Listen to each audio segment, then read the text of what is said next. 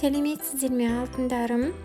Бүгін сіздермен шақ палауын дайындайтын боламыз. Сіздерге міндетті түрде ұнайды деген ойдамын. Әрине жасап көріңіздер.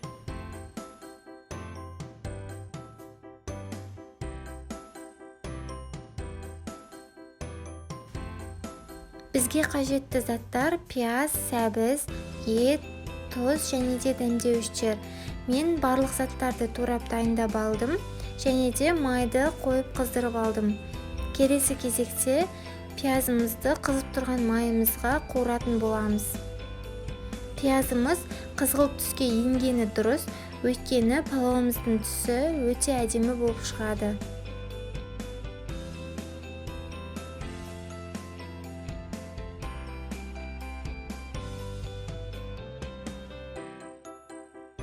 Пиязымызды қызартып қуырып алдық. Енді оған етімізді салып қуырамыз. Мен мұнда еті бар, яғни сүйек қолдандым. Сіздер сүйек қолдансаңыздар да болады, немесе еттің өзін қолдансаңыздар да болады.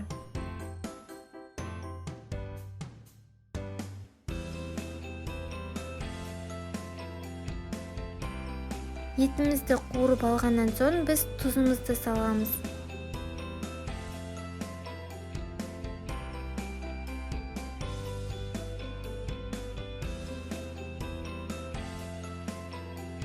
Келесі кезекте сәбізімізді салып, кішкене қуырып аламыз.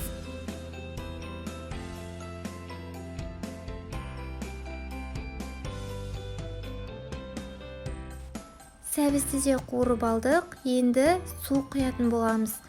Суымыз ет деңгейінен кішкене жоғары болып тұруы қажет, және де оны орташа отта 1-2 сағатта қайнатып алатын боламыз. Мінекей палауымыздың суы қайнап дайын болды. Енді оның татымын көріп, зира салатын боламын. Зира әрине міндетті емес, қоссаңыздар да қоспасаңыздар да болады. Келесі кезекте күрішті салып демдейміз. Суымыздың деңгейі күріш деңгейінен 1 см жоғары болуы тиіс. Сонымен қатар палауымызды қазанның бетін жаппай жартылай етіп пісіріп аламыз. Сонан соң форманы жақсылап майлап аламыз. Мен осындай кондитерлік форма қолдандым. Сіздер басқа форма немесе кішкентай қазан қолдансаңыздар болады. Формамызды майлап болғаннан соң оған лавашымызды орналастырамыз. Мен қамыр ретінде лаваш қолдандым. Лаваш өте ыңғайлы әрі дәмді болып шығады. Келесі кезекте лаваштың барлық жерін жақсылап майлаймыз.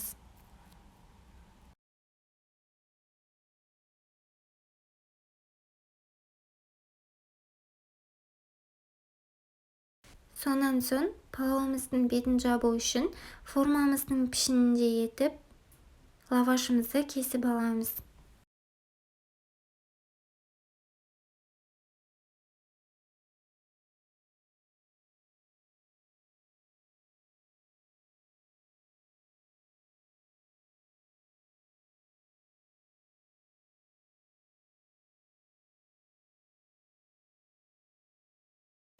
Мінекей кесіп алдық. Енді лавашымыздың ішіне жартылай піскен палауымызды саламыз.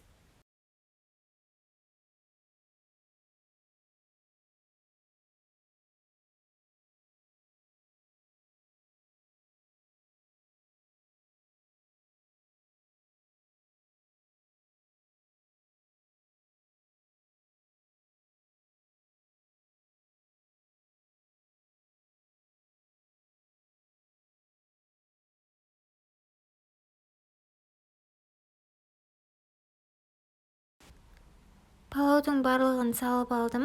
Енді оның бетіне дөңгелек етіп кесіп алынған лавашымызды жабатын боламыз. Және де жан-жанын жақсылап қымтап жабамыз. Өйткені біздің палауымыз шығып немесе шашылып қалмауы қажет.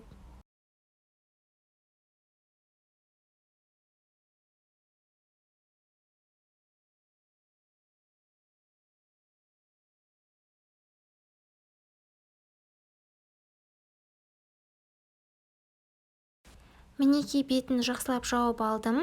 Келесі кезекте бетін майлаймын.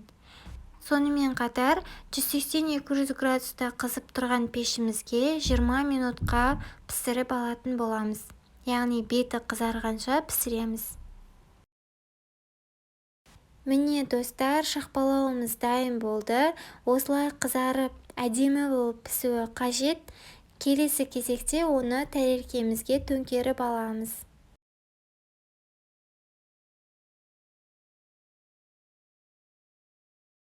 Ал сонан соң әдемі етіп кесіп, жақындарымызға дәм татуға ұсынсақ болады. Достар, осы рецептпен жасап көріңіздер. Маған өте қатты ұнайды. Сіздерге де ұнайды деп ойлаймын. Менің каналыма жазылыңыздар және де лайк басып, комментарий қалдырыңыздар. Сіздермен бірге болған Ақерке.